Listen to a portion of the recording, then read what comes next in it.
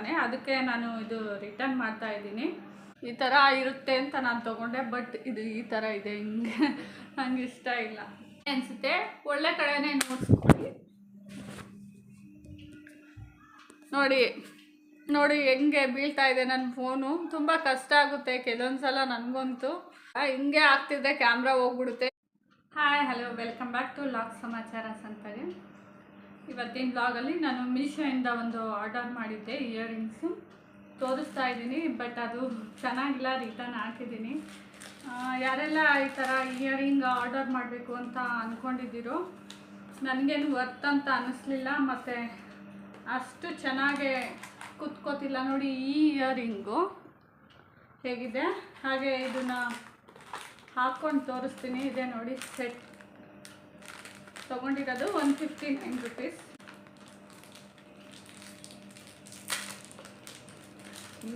Earring ಏನೋ okay, but ಹಾಕ್ಕೊಂಡ್ರೆ comfortable feel ಆಗ್ತಿಲ್ಲ. ನೋಡಿ ಈ ಥರ ಕೊಟ್ಟಿದ್ದಾರೆ, ಎಷ್ಟು ಉದ್ದ ಇದೆ ಹಿಂದೆ. ಇದು ಚುಚ್ಚುತ್ತೆ, ಯಾರಾದರೂ ಮಕ್ಕಳೇನಾದರೂ ಮೇಲೆ ಬಿದ್ದರೆ. ನನ್ನ ಮಗ ಜಾಸ್ತಿ ಬೀಳ್ತಾನೆ, ಬಿದ್ದಾಗ ಇದೇನಾಗುತ್ತೆ, ಟಚ್ ಆಗುತ್ತೆ, ಕಿವಿ ಹತ್ರ ನೋವಾಗುತ್ತೆ. ಚುಚ್ಚಿದ ಮಾರ್ಕು ಎಷ್ಟೊಂದಿದೆ. ನಾನು ಬೇರೆ ಇಯರಿಂಗ್ ಎಲ್ಲ ವೇರ್ ಮಾಡಿದಾಗ ಆ ಥರ ಮಾಡ್ತಾನೆ. ಅದಕ್ಕೆ ನಾನು ಇದು ರಿಟರ್ನ್ ಮಾಡ್ತಾ ಇದ್ದೀನಿ. ನಿಮ್ಗೆ ಕಂಫರ್ಟಬಲ್ ಇದ್ದರೆ ತೊಗೋಬೋದು. ಈ ಕಡೆ ಇದಕ್ಕೆ ವೇರ್ ಮಾಡಿ ತೋರಿಸ್ತೀನಿ.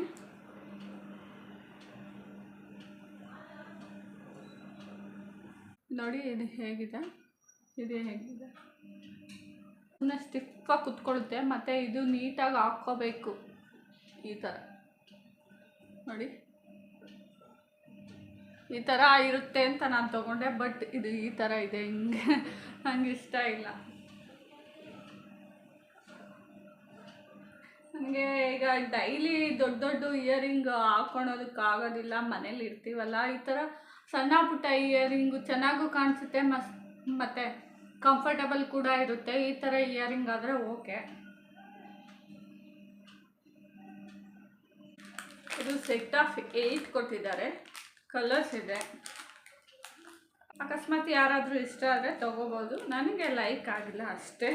ನಾವು ಸೋಮವಾರ ನಮ್ಮ ರಿಲೇಟಿವ್ ಮನೆಗೆ ಹೋಗಿದ್ವಿ, ಅಲ್ಲಿ ಐಸ್ ಕ್ರೀಮ್ ತರಿಸಿದ್ರು. ನನ್ನ ಮಗ ತಿಂದ್ಬಿಟ್ಟು ನೆನ್ನೆ ಬೆಳಗ್ಗೆ ಹಾಕ್ಸಿ ಅಂತ ಹೊಡಿತಿದ್ದ, ಮುಗ ಸೋರ್ತಿತ್ತು. ಒನ್ ಟೈಮ್ಗೆ ಔಷಧಿ ಹಾಕಿದ ತಕ್ಷಣವೇ ಪರವಾಗಿಲ್ಲ. ಇವತ್ತೊಂದು ದಿವಸ ಔಷಧಿ ಹಾಕ್ತೀನಿ. ಬಟ್ ಅವ್ನಿಗೆ ನೆಗಡಿ ಆದಾಗ ನಾನು ಸ್ನಾನ ಮಾಡಿಸೋದಿಲ್ಲ, ಯಾಕಂದರೆ ಅವನಿಗೆ ನೆಗಡಿ ಜಾಸ್ತಿ ಆಗಿ ಮತ್ತೆ ಜ್ವರ ಬರುತ್ತೆ ಅಂತ. ಶುಕ್ರವಾರ ಮೈಗೆ ಮಾಡಿಸ್ತೀನಿ. ಆಮೇಲೆ ಏನೋ ಜ್ವರ ನೆಗಡಿ ಎಲ್ಲ ಜಾಸ್ತಿ ಆಗಿಲ್ಲ ಅಂದರೆ, ಜ್ವರ ಏನಿಲ್ಲ ಬಟ್ ಆ ಥರ ಆಗುತ್ತೆ ಅವ್ನಿಗೆ. ಯಾವಾಗಲೂ ನಾನು ಅಬ್ಸರ್ವ್ ಮಾಡಿದ್ದೀನಿ ಜಾಸ್ತಿ. ಸ್ಯಾಟರ್ಡೆ ಬೇಕಂದರೆ ತಲೆಗೆ ಎಣ್ಣೆ ಹಾಕ್ಬಿಟ್ಟು ಸ್ನಾನ ಮಾಡಿಸೋಣ ಅಂತ ಸುಮ್ಮನಾದೆ. ಅಜ್ಜಿ ಬೇಕಾ? ಆಯ್ತು, ಅಳ್ಬೇಡ. ಆಯ್ತು, ಅಳ್ಬೇಡ, ಕರ್ಕೊಂಡು ಹೋಗ್ತೀನಿ. ನೋಡಿ, ಅಳ್ಬಾರ್ದು. ಯಾಕೆ ಅಳೋದು? ಅಲ್ಲ, ಬೆಳಗ್ಗೆನೇ ಎದ್ದೋಯ್ತಾರಾ? ಇಲ್ಲಿ ಕೆಲಸ ಮಾಡೋದು ಬಿಟ್ಬಿಟ್ಟು 3 ಹೊತ್ತು ನಿನ್ಗೆ ಹತ್ಕೊಂಡು ಇಳ್ಸ್ಕೊಂಡು ಕರ್ಕೊಂಡು ಹೋಗ್ಲಾ? ಆಯ್ತು ಬಿಡು, ನಡಿ, ಕರ್ಕೊಂಡು ಹೋಗ್ತೀನಿ. ನಡಿ, ಆಯ್ತು, ನಡಿ ಹೋಗೋಣ. ನೋಡಿದ್ರಲ್ಲ ಹೆಂಗೆ ಅಳ್ತಾ ಇದ್ದಾನೆ ಅಂತ. ಅಳ್ತಾ ಇದ್ದಾನೆ. ಬೆಳಗ್ಗೆನೆ ಕರ್ಕೊಂಡು ಹೋಗು ಅಜ್ಜಿ ಮನೆಗೆ ಅಂತ. ರಾತ್ರಿ ಅಜ್ಜಿ ಮನೇಲಿ ಮಲ್ಕೋತೀನಿ ಅಂತ ಇಲ್ಲಿಂದ ಹೋದ. ಅಲ್ಲಿಂದ ವಾಪಸ್ ಬಂದ, ಇಲ್ಲೇ ಮಲ್ಕೋತೀನಿ ಅಂತ. ಇಲ್ಲಿ ಮಲಗಿದ್ನಲ್ಲ, ಮತ್ತೆ ಆಗಲೇ ಅಜ್ಜಿ ಮನೆಗೆ ಹೋಗ್ತೀನಿ ಅಂತ ಅಳ್ತಾ ಇದ್ದಾನೆ. ಇರೋ ಅಂತ ಅಂದರೂ ಕೇಳಲ್ಲ. ಒಟ್ಟಿನಲ್ಲಿ ಏನು, ಕೆಳಗಡೆಯಿಂದ ಮೇಲೆ ಬರಬೇಕು, ಮೇಲಿಂದ ಕೆಳಗೆ ಹೋಗ್ಬೇಕು. 1 ಅವರ್ ಅಷ್ಟೇ. ಏನೋ ವಾಯ್ಸ್ ಕೇಳಿಸ್ತಾ ಕೆಳಗಡೆ ಹೋಗ್ತಾನೆ ಅವ್ರ ಅಜ್ಜಿ ವಾಯ್ಸು. ನನ್ನ ವಾಯ್ಸ್ ಕೇಳಿಸ್ತಾ ನಮ್ಮಮ್ಮ ಅಂತ ಮೇಲೆ ಬರ್ತಾನೆ. ಹಿಂಗೆ ಮಾಡ್ತಾನೆ. ನಾನು ಮೀಶೋದಲ್ಲಿ ಒಂದು ಪ್ರಾಡಕ್ಟ್ ತೊಗೊಂಡಿದ್ದೆ. ಒಂದು ಸೆಲ್ಫಿ ಸ್ಟಿಕ್ಕು ಹೋಗ್ಬಿಟ್ಟಿತ್ತು, ಮೊಬೈಲ್ ಹಾಕೋದು. ನಾ ಏನು ಮಾಡಿದೆ, ಅದಕ್ಕೆ ಯೂಸ್ ಮಾಡ್ಕೊಳೋಣ ಅಂತ ಮೀಶೋದಲ್ಲಿ ಆರ್ಡ್ರ್ ಮಾಡಿದ್ದೆ. ಪರವಾಗಿಲ್ಲ, ಅಮೌಂಟು 150 rupees ಏನೋ. ಈಗ ರೀಸೆಂಟ್ಲಿ ತೊಗೊಂಡಿದ್ದೆ ವ್ಲಾಗ್ ಮಾಡೋದಕ್ಕೋಸ್ಕರ ಅಂತಲೇ, ಯೂಟ್ಯೂಬ್ ಚಾನಲ್ ಸ್ಟಾರ್ಟ್ ಮಾಡಿದಾಗ. ಬಟ್ ಇವಾಗ ಅದೇನಾಗ್ತಾಯಿದೆ ಅಂದರೆ, ಅದು ಮೊಬೈಲ್ ಸರಿಯಾಗಿ ಕೂತ್ಕೋತಿಲ್ಲ. ಆವಾಗ ತಕ್ಷಣ ಕೂತ್ಕೊಳುತ್ತೆ. ಇದೆಯಲ್ಲ ಅಂತ 1 ನಿಮಿಷ 2 ನಿಮಿಷ 3 ನಿಮಿಷ ಆದಮೇಲೆ ಮತ್ತೆ ಫೋನ್ ಬೀಳ್ತಾ ಇದೆ. ಬಿದ್ದು ನನ್ನ ಫೋನೆಲ್ಲ ಹಾಳಾಗೋಯ್ತು, ಸ್ಕ್ರೀನೆಲ್ಲ ಹೋಗ್ಬಿಟ್ಟಿತ್ತು. ನಾನು ಮೊನ್ನೆ ಏನು ಮಾಡಿದೆ, ಕೈ ಇಟ್ಟೆ, ನೋಡಿ ಹೆಂಗೆ ಇದಾಯಿತು. ಗ್ಲಾಸ್ ಥರ ಹೋಗಿ ಅದ್ರ ಸ್ಕ್ರೀನ್ದು ಹಾಕ್ಸಿರ್ತೀವಲ್ಲ ಪ್ಯಾನಲ್ಲು, ಅದು ಹೋಗಿ ಚುಚ್ಕೋತು. ಸಖತ್ ನೋವಾಯಿತು. ಅದಿನ್ನೂ ಹೋಗ್ತಾ ಇದೆ, ಇನ್ನೂ ಹೋಗಿಲ್ಲ. ಅದಕ್ಕೆ ಅದು ಬೈ ಮಾಡಬೇಡಿ. ನಾನು ಈಗ ಅದ್ರದ್ದು ವಿಡಿಯೋ ಕೂಡ ಕ್ಲಿಪ್ ಇದರಲ್ಲಿ ಹಾಕ್ತೀನಿ ಅನಿಸುತ್ತೆ. ಒಳ್ಳೆ ಕಡೆನೇ ನೋಡಿಸ್ಕೊಳ್ಳಿ. ನೋಡಿ ನೋಡಿ ಹೆಂಗೆ ಬೀಳ್ತಾ ಇದೆ ನನ್ನ ಫೋನು. ತುಂಬ ಕಷ್ಟ ಆಗುತ್ತೆ ಕೆಲವೊಂದು ಸಲ ನನಗಂತೂ. ಕೆಳಗಡೆ ಒಂದು ರಗ್ ಹಾಸಿದ್ದೀನಿ, ಫೋನು ಸದ್ಯಕ್ಕೆ ಏನೂ ಆಗಲಿಲ್ಲ.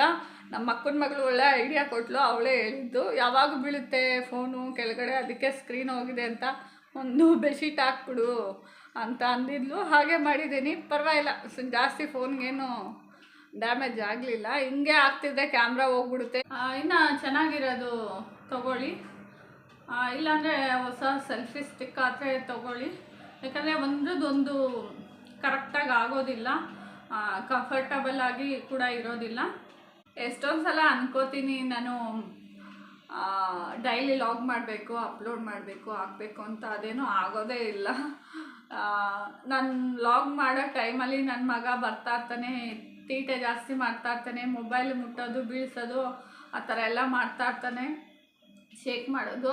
ಅದಕ್ಕೆ ಅವನು ಕೆಳಗಡೆ ಹೋಗೋ ಟೈಮಲ್ಲೇ ನಾನು ಲಾಗ್ಗಳು ಮಾಡ್ತೀನಿ. ಹಾಗೆ ಇಲ್ಲಿ ಸ್ವಲ್ಪ ಡಿಸ್ಟರ್ಬೆನ್ಸ್ ಜಾಸ್ತಿ ಇದೆ, ಇಲ್ಲೆಲ್ಲ ಮನೆ ಕಟ್ತಾ ಇದ್ದಾರೆ, ಮತ್ತು ನಾಯಿ ಸೌಂಡು ಬೇರೆ. ಅದಕ್ಕೋಸ್ಕರ ನಾನು ಒಂದು ದಿವಸ ಬಿಟ್ಟು ಒಂದು ದಿವಸ ಹಾಕ್ತೀನಿ. ಅಕಸ್ಮಾತ್ ಮಿಸ್ ಆದರೆ 3 ಡೇಸ್ಗೊಂದು ಸಲ ಹಾಕ್ತಾಯಿದ್ದೀನಿ, ಕೆಲವೊಂದು ಸಲ ಮಾತ್ರ ಅಷ್ಟೇ.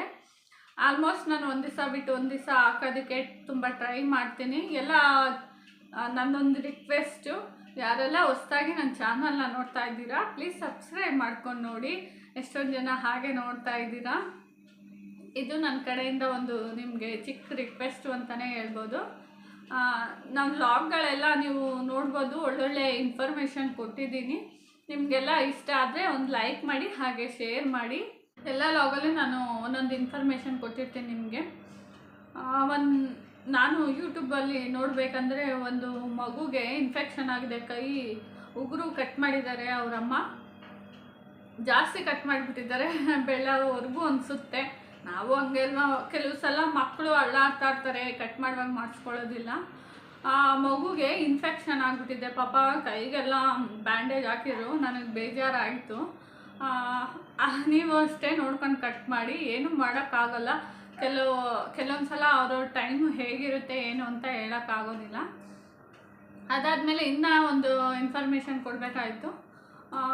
ಒಂದು ಮಗುಗೆ ಅಲ್ಲು ಉಳ್ಕಲ್ಲಾಗಿಲ್ಲ, ಅಲ್ಲೆಲ್ಲ ಹಾಗೆ ಹೋಗ್ತಿತ್ತಂತೆ. ಇವನೇನೋ ಅಲ್ಲಿ ಕಡ್ದು ಆ ಥರ ಆಗಿದೆ, ನುಂಗ್ಕೊಬಿಡ್ತಾನೇನೋ ಗೊತ್ತಾಗಲ್ಲ ಅಂತ. ಬಟ್ ಹಾಗಲ್ಲ, 9 ತಿಂಗಳು ಆದಮೇಲೆ ಅಲ್ಲಿ ಬಂದಿರುತ್ತೆ. ಹಾಲು ಕೊಟ್ಬಿಟ್ಟು ನಾವು ಹಾಗೆ ಮಲಗಿಸ್ಬಾರ್ದಂತೆ, ಸ್ವಲ್ಪ ಬಿಟ್ಟು ಹಾಲು ಕುಡ್ದಾದ್ಮೇಲೆ ನೀರು ಕುಡಿಸ್ಬಿಟ್ಟು ಮಲಗಿಸ್ಬೇಕಂತೆ. ಹಾಲು ಅಲ್ಲಲ್ಲೇ ಇರುತ್ತಲ್ಲ, ಉಳ್ಕಲ್ಲಾಗುತ್ತಂತೆ, ಇನ್ಫೆಕ್ಷನ್ ಆಗುತ್ತಂತೆ. ಆ ಮಗುಗೆ ಯೂಟ್ಯೂಬಲ್ಲಿ ನಾನು ವಿಡಿಯೋ ನೋಡಿದೆ, ಇನ್ಫೆಕ್ಷನ್ ಆಗಿ ಆಪ್ರೇಷನ್ ಎಲ್ಲ ಕೂಡ ಮಾಡಿಸಿದಾರಂತೆ.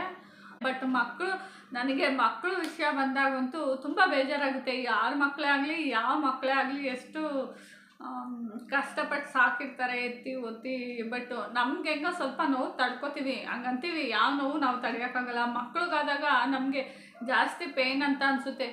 ರಾತ್ರಿ ಹೊತ್ತು ನನಗಂತೂ ನಿದ್ದೆನೇ ಬರೋಲ್ಲ. ನನ್ನ ಮಗಂಗೆ ಒಂಚೂರು ಹೊಟ್ಟೆ ನೋವು ಅಂದರೆ ಅಯ್ಯೋ ಏನು.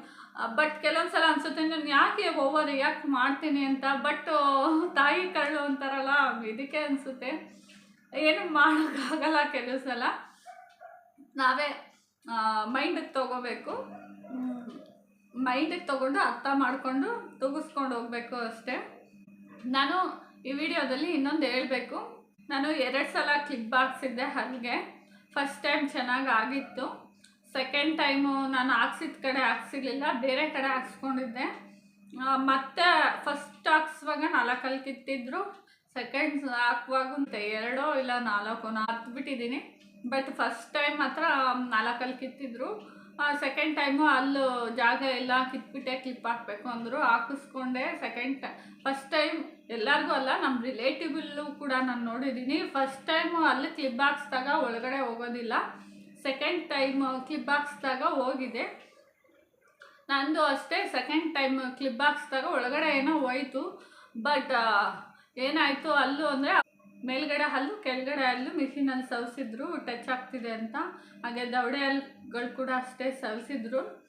ಈಗ ನಾನು ರೀಸೆಂಟ್ಲಿ ಉಳ್ಕಲ್ಲಾಗಿದೆಯಾ ಅಂತ ಟೆಸ್ಟ್ ಮಾಡ್ಸೋಕೆ ಹೋದಾಗ ನನ್ನ ಮಗನಿಗೆ ಮಾಡಿಸುವಾಗ ನಾನು ಮಾಡಿಸ್ಕೊಂಡೆ. ಆಗ ಹೇಳಿದ್ರು ನೀವು ಕ್ಲಿಪ್ ಹಾಕ್ಸಿದ್ದೀರಾ ಅಂತ. ಹ್ಞೂ ಮೇಡಮ್ ಹಾಕ್ಸಿದ್ದೆ ಅಂದು.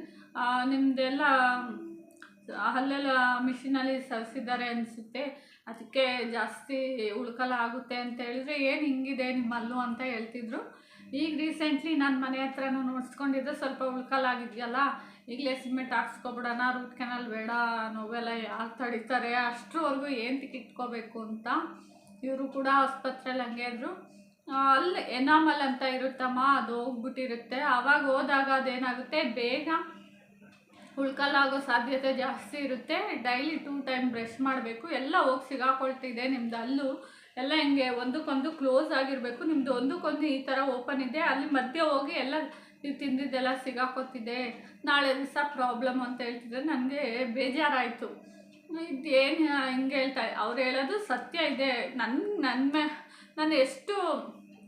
ನಾನು ಎಷ್ಟು ಹೆಲ್ತ್ ಬಗ್ಗೆ ಕೇರ್ ತೊಗೋತೀನಿ, ನನಗೆ ಯಾಕೆ ಹೀಗಾಗುತ್ತೆ ಅಂತ ನಾನಂತೂ ಬೇಜಾರು ಮಾಡಿಕೊಂಡೆ. ಸರಿ, ಇನ್ನೇನು ಮಾಡೋಕ್ಕಾಗೋದಿಲ್ಲ, ಇರೋದನ್ನ ಅರ್ಥ ಮಾಡ್ಕೊಂಡು ನಾವು ಮುಂದೆ ಹೋಗಲೇಬೇಕು. ಹಲ್ಲಿಗೆ ಸಿಮೆಂಟ್ ಹಾಕಿಸ್ತೀನಿ. ನಾನು ಮಾಡಿದ ತಪ್ಪನ್ನ ನೀವು ಮಾಡಬೇಡಿ, ಸ್ವಲ್ಪ ಎಚ್ಚರಿಕೆ ವಹಿಸಿ. ನನಗೆ ಈ ಡೆಂಟಲಿಂದ ತುಂಬ ಅನುಭವ ಆಗಿದೆ, ಅದು ನಿಮ್ಮ ಹತ್ರ ಹಂಚ್ಕೋತಾ ಇದ್ದೀನಿ. ಕೆಲವೊಂದು ಅನುಭವ ಕೂಡ ಯೂಸ್ ಆಗುತ್ತೆ ಬೇರೆಯವ್ರಿಗೆ. ಡಾಕ್ಟ್ರುಗಳು ಒಂದೊಂದು ಒಂದೊಂದು ಹೇಳ್ತಾರೆ, ಒಂದೊಂದು ಸಲ ಒಂದೊಂದು ಮಾತಾಡ್ತಾರೆ. ನನಗೆ ಅನುಭವಕ್ಕೆ ಬಂದಿರೋದು ನೀವು ನೋಡಿ ಒಂದ್ಸಲ ಗೊತ್ತಾಗುತ್ತೆ ಅನಿಸುತ್ತೆ. ಕೆಲವ್ರಿಗೆ ಅನುಭವ ಕೂಡ ಆಗಿದೆ, ಹಾಗಂತ ನಾನು ಡಾಕ್ಟ್ರ್ ಮೇಲೆಲ್ಲ ಕಂಪ್ಲೇಂಟ್ ಹೇಳ್ತಾ ಇಲ್ಲ, ನನಗಾಗಿದ್ದ ಅನುಭವ ತಿಳಿಸ್ತಾ ಇದ್ದೀನಿ ಅಷ್ಟೇ. 2 ಸಲ ಕ್ಲಿಪ್ ಹಾಕ್ಸೋಕೆ ಹೋಗಬೇಡಿ, ಹೋದ್ರೂ ನೀಟಾಗೆಲ್ಲ ನೋಡಿಕೊಂಡು ಮಾಡ್ಕೊಳ್ಳಿ. ಕಡಿಮೆ ಸಿಗುತ್ತೆ ಅಂತ ಡೆಂಟಲ್ಗೆ ಹೋಗ್ತೀವಿ, ಬಟ್ ಅಲ್ಲಿ ಏನೇನೋ ಸರಿಯಾದ ಪ್ರೊಸೀಜರ್ ಮಾಡ್ತಾರಾ ಇಲ್ವಾ ನಮಗೆ ಗೊತ್ತಾಗೋದಿಲ್ಲ, ಯಾಕಂದರೆ ನಮ್ಗೆ ಅದ್ರ ಬಗ್ಗೆ ಗೊತ್ತಿರೋದಿಲ್ಲ. ಅವ್ರು ಏನು ಮಾಡ್ತಾರೆ ಅದೇ ಕರೆಕ್ಟು ಅಂತ ಅಂದ್ಕೊಂಡಿರ್ತೀವಿ. ನಾವು ಹೆಲ್ತ್ ಬಗ್ಗೆ ಎಷ್ಟು ಕಾಳಜಿ ಮಾಡಿದ್ರೂ ಕಡಿಮೆನೇ ಅನಿಸುತ್ತೆ.